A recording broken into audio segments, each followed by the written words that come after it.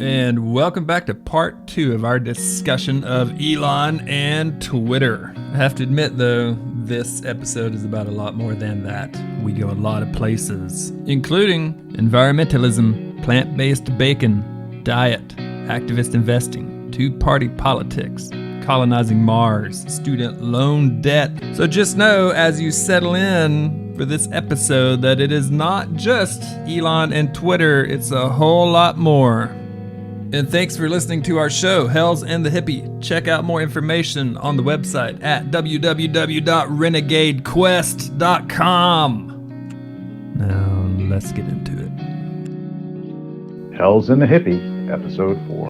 You know, what you're saying that you're not a team sport player, like as far as, you know, my team this or my team that, nor am I. But there's certain issues that I just can't overlook. I can't overlook the environment. Yeah, agreed, by the way. It's like I can't. So until the right decides to take the environment seriously, I just can't go there.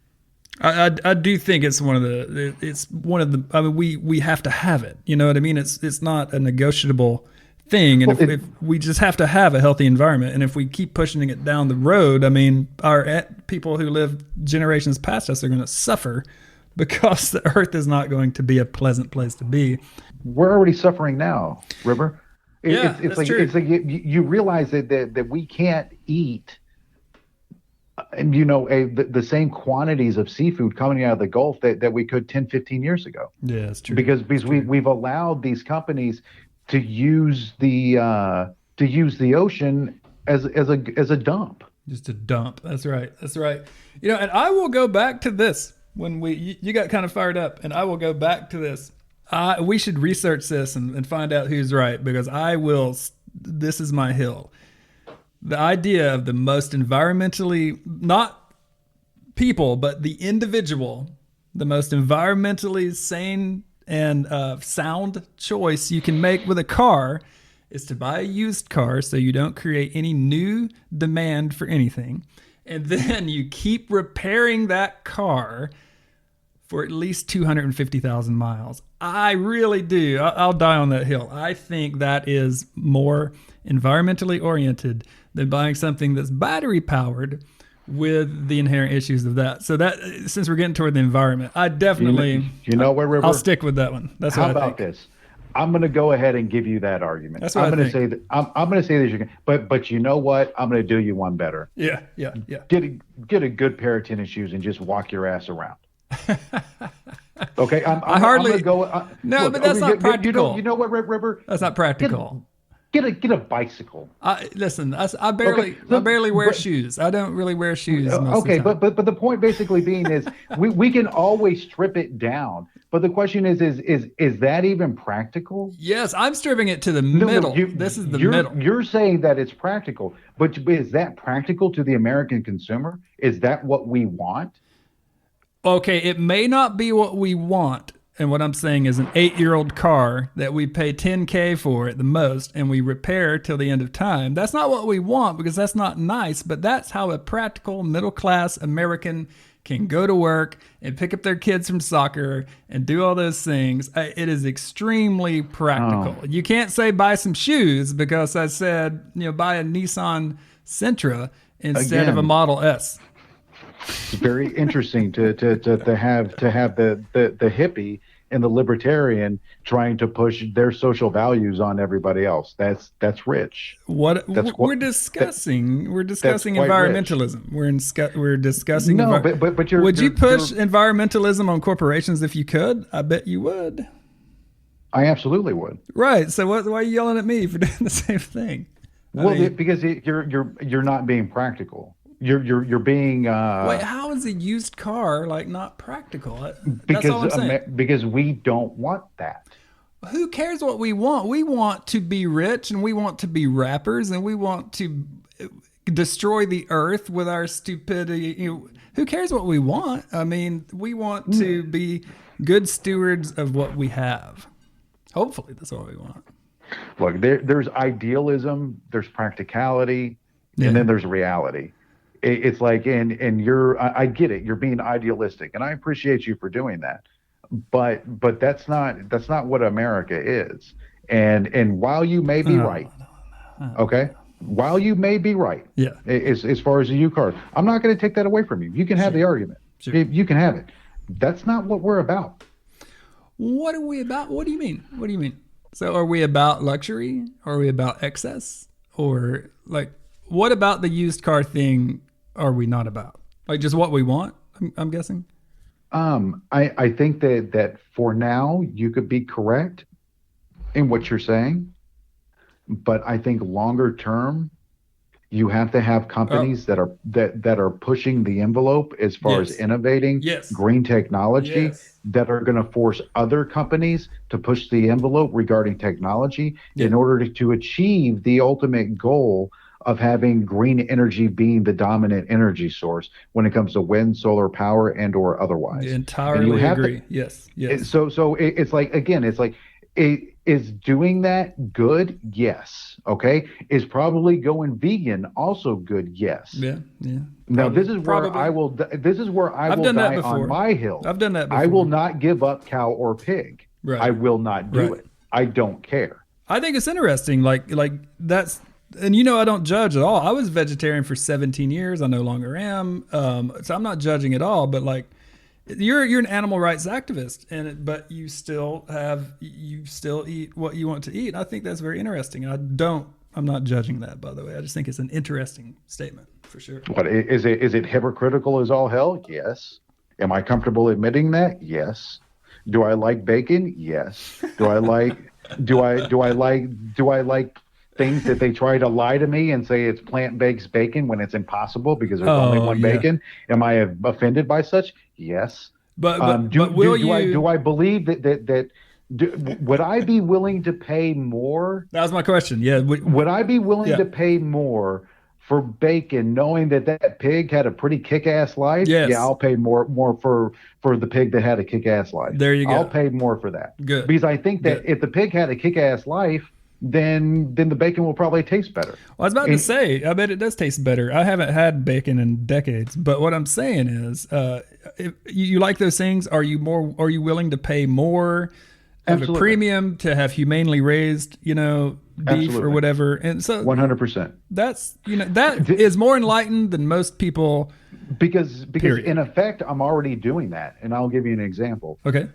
I can't buy chicken from like a regular grocery store. Chicken breast. Okay. I can't buy it because they have so polluted these chickens and messed with them so badly that the texture is off now. They call it woody chicken breast, to where it's like this plastic spongy and you don't know which one is it. So I can only buy high-end chicken when I want to eat chicken, because of what they've done. So I'm already doing that as a choice. Yeah. If I had the ability to go down to my local rancher and be like, hey bro, I want some stuff, I most certainly would. Right. But these things have to become more readily accessible and convenient, and people have to be made the choice without getting a surcharge tacked onto it from a Whole Foods or a Gelson's or whatever these other chains are. There should be more direct access from the consumer to the actual farms and the ranches to be able to consume. Yes, you'll love this. Here in North Carolina, it's abundant. There are free range organic places like these farms, and we get chicken from this place that you just you can order it, of course, and they'll send it to you, but you can go to the farm. It's like 45 minutes from here, and exactly what you're talking about is very accessible, and it's very much a thing here. But for the average American in the average place, we're just not there yet. And ironically, I think we're coming back to this first initial thing. I think we kind of, like we always do, I think we kind of agree more than it sounded like we did.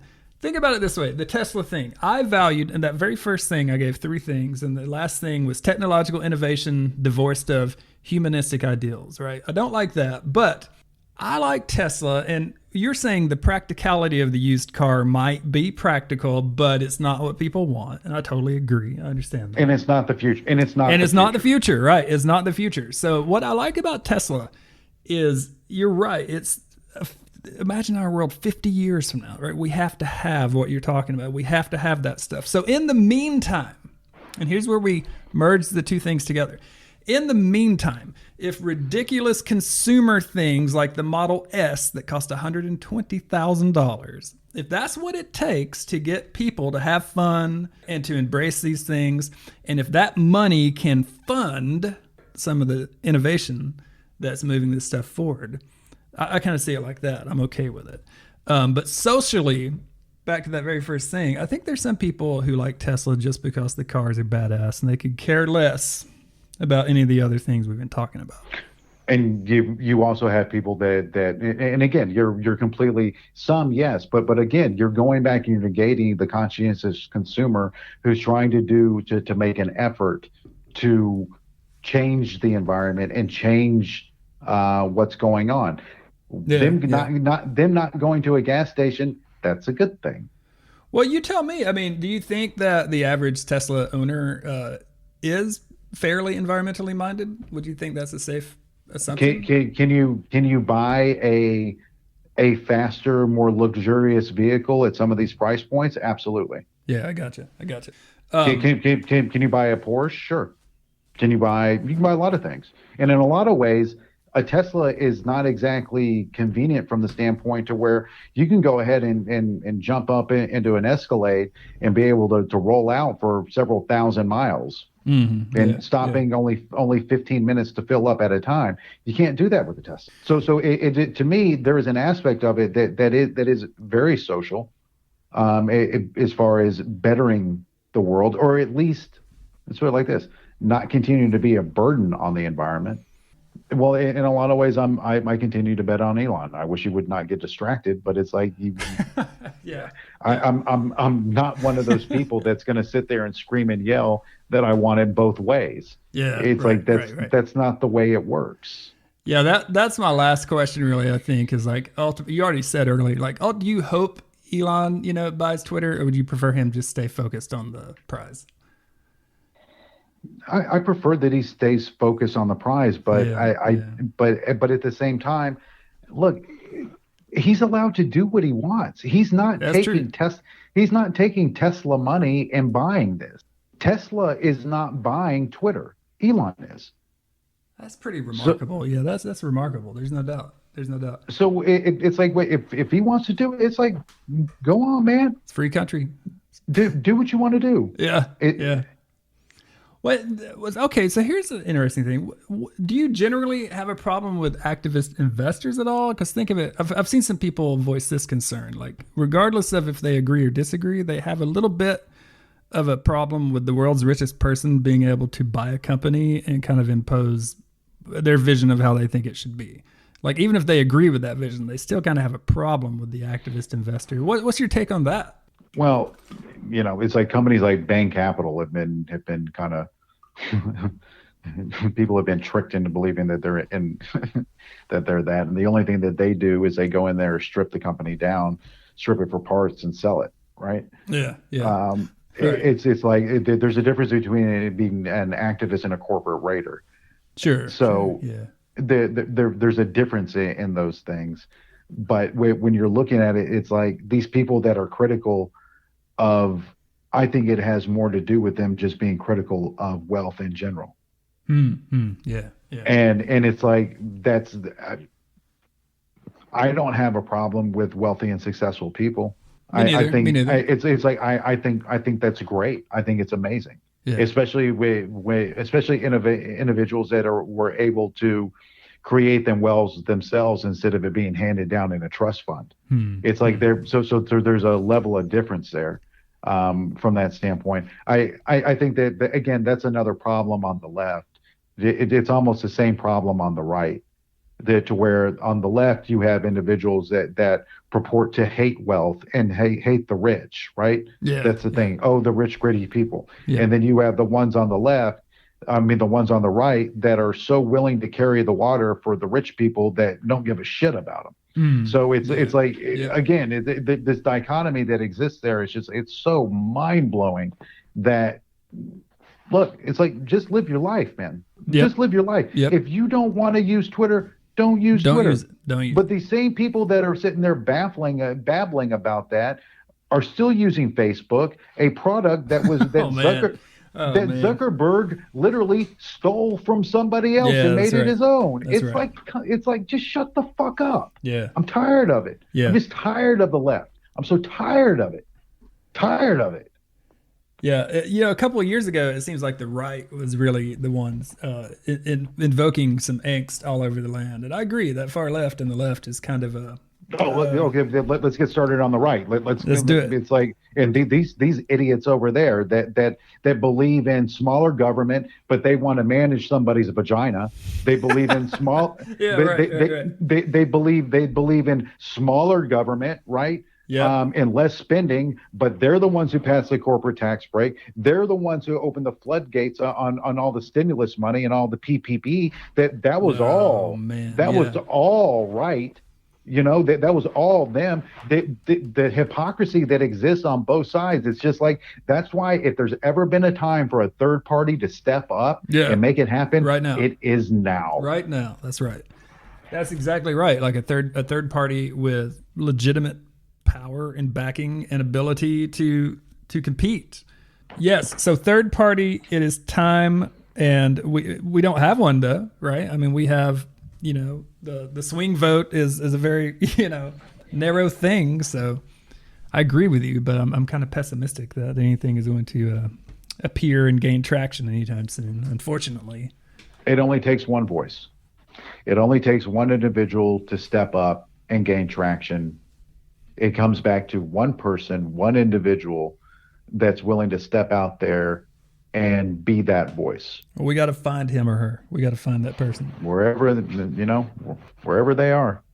we got to find him. So you definitely don't think Elon, you kind of hope Elon doesn't buy Twitter because you want him to be focused on Tesla. Would Tesla, in your opinion, be able to continue without his guidance if he were to just retire or get sick or whatever? What about that question? I've seen a lot of interesting takes on that. If Elon, steps down or gets ill, I mean, do you think Tesla's Tesla without Elon? I think so. Again, one of the things that he put out there in his TED speech today was releasing his overall master plan that he's working on for Tesla.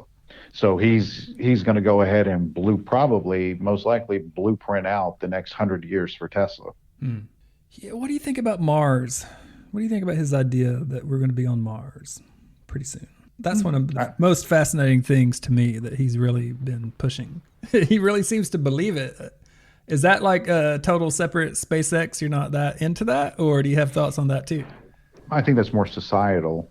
And the money that he's receiving for that is coming from the government. And otherwise. So it's like, it's not. Look, I think since the beginning of time, man has always looked to discover and explore. The next frontier is obviously space. Yeah. Mars appears to be the most inhabitable planet in our solar system. So that makes sense. My preference would be that some of this investment that's being made as far as space exploration be more driven into healing our planet. That would be my preference, right? But it's like it's always been in the DNA of man to explore. Mm-hmm. And I think that the only frontier left to truly explore is space. So I think it's amazing. And if any country is going to be doing it, I much prefer it to be us. Now, our exploration of space, is that going to yield any benefit in my lifetime? Probably not. Yeah, like the idea of colonizing Mars 10 years from now is, no, I'm not on board with it. It's not going to happen. Well, it could happen for some. Look, I'm sure plenty of people will sign up. I'm just not going to be one of them. I don't know that I can get bacon on Mars. You can't get free range bacon. I don't know that I'm going to be able to go ahead and cook up some eggs Benedict with American bacon, on Sunday morning. I don't know that I'm going to be able to do that. But there's certain things. I don't know that I'm going to be able to smoke a nice rack of baby back ribs. I don't know that I'm going to be able to throw on that tomahawk on the smoker and go ahead and enjoy that. I don't know these things, but all these goofballs that eat all the Beyond Meat stuff and that kind of stuff, send them. They seem like great candidates. So have you ever like considered going vegetarian at all? Have you ever tried it? Have I tried the food? No, have you ever tried just not eating meat for like an amount of time? Or I've gone a couple of days. Yeah, sure. I remember that one time. Yeah, you were like on Twitter. You were like, "Hey, anybody got any ideas about some tickers?" And what was it I asked you about? It wasn't Beyond. It was Oatly. It was OTLY. Yes, correct. Sitting there trying to pump some oats. I was just curious, and you definitely yelled. It was Twitter, but you definitely were like, "Respect the cow." Fucker. Respect the cow. Respect the Cows cow. are incredible. They make butter and ice cream and steak. It's like, respect the cow. We treat them humanely and give them the life they need, and then do your thing. I agree. Yeah, I agree.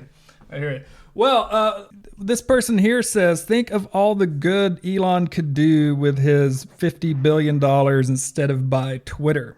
Well, what about when people say that? That's kind of like telling people what to do with their money. But what about that, though? I mean, could he use that money and put it to better use for the collective human good or something environmental? Or do you just have no problem at all with people doing what they want to do with their money? You could easily make an argument that him taking over Twitter, and if he's able to improve Twitter and make it better, considering that a lot of the information that we consume is via social media, that he could be doing incredible work for society. Sure. You can make that argument, but it's just like, but it's like, look, I'm smart enough to know that I'm going to go ahead based on Elon's track record. That he kind of knows what he's doing over there, and I'm not going to listen to some dumb fuck on Twitter who doesn't have any track record to my knowledge as far as trying to tell this man how he needs to do what he needs to do. What he should do. Not going to do it. I'm going to go ahead. I'm going to give Elon the benefit of the doubt. I prefer he not do it, but I'm going to give him the benefit of the doubt. It's like, if he thinks that there's a way and he wants to do what he wants to do, if nothing else, from my standpoint, he has earned the right. End of the day, it's his money. If he wants to do this, he can do this. Here's another one. You're going to love this one. This one says he could easily pay off everyone's student debt in the country for way less than what he's paying for Twitter. What do you think about that? I don't. I don't. Look, you're asking me to comment on people that are fucking idiots. Yeah, well, let's take them out of it. Yeah, that was just I couldn't. I saw that and I couldn't help but bring that into your mind for me. It's just like, and I refuse to put it in my mind because it's like we all had student loans. Some of us still have them. It's just like, what do you want? So you don't support forgiving? You know what? Instead of this, look, if you went to college and you're unhappy with the education and that you received and the ability to earn money off that education, you know what? Instead of asking the government to pay for it or asking Elon to pay for it, why don't you class action sue your university or institution for selling you a bill of goods for being fraudulent? Yeah. Why don't you do that? Yeah. Why don't you sue them? Why don't you flip it and sue the people that took all your monies? Or why don't you think about how much of that student loan debt that you owe was actually for pot and beers and trips to Cancun? Oh yeah, as opposed to your book. Why don't you do that? I had to get $6,000 extra for books. You see. Now on the flip side, of that, I can go ahead and look at it from a government standpoint and be like, you know what? We've bailed out big business multiple times. We've bailed out corporations multiple times. Why don't we bail out the people? Yeah. This one time. This one time. Why don't we do that? Yeah. I can make that argument at the same time. But asking Elon's not your daddy. Yeah, that's right. And the fact that he could do X instead of doing Y is really not a good argument. But Let's also say this, okay? Remember when the World Food, what was the World Food Organization or whatever, came out and made the statement with the, with the money that Elon is getting from oh yeah, the selling of Tesla, that he could end world hunger. That's right. And he tweeted Elon something. Do? He tweeted something. He said, "Show me how." Yeah, how do I do it? How do I do it? And you know what happened? No, I don't. What was their crickets? Crickets. Oh man, Tesla truck, love it or hate it. Let's end with that. Love it. Can't wait to buy it. Don't own it. Nice. I like it too. I like the way it looks aesthetically. I think it would be fun. It would be great here around our property in North Carolina. And my wife she hates it. She hates it aesthetically. Just aesthetically. She's not down with it at all. And you're the first person who's really kind of strongly said they really love it that I've talked to about. So that's great. Are you kidding me? Yes. That is like, that car is like my dream car as like an 8-year-old. You're telling me right. I get a 4-wheel bulletproof future wedge truck. A future wedge. I get to play Mad Max. It's like, are you kidding me? Yes, give me this. I want this. This is my 8-year-old child screaming, I want this. I want this. I love how it looks. I've talked to people around here, and remember, this is North Carolina. This is the land of F-150s. This is the land of $100,000 F-150s. I don't know if you know much about the truck culture or not, but they are so expensive at this point. You can spend 80, 90 grand on a truck easily, and people just hate it. They're like, "Oh, that doesn't look like a truck, man." And I'm like, who cares what it? I don't know. So great. We agree. I love the Tesla truck. I think it looks awesome. Yeah, no, totally dig it. Well, there you go. Thank you for listening. Hells and the Hippie. Apple Podcasts, Spotify, Anchor FM, Google Podcasts, RenegadeQuest.com. Subscribe on your favorite podcast player. I'm on Twitter at GreatRVR. There are some interesting things coming up on the show. We've got some topics coming up that I know we just won't agree on, and things will probably get a little bit loud. Tune in. Hells and the Hippie.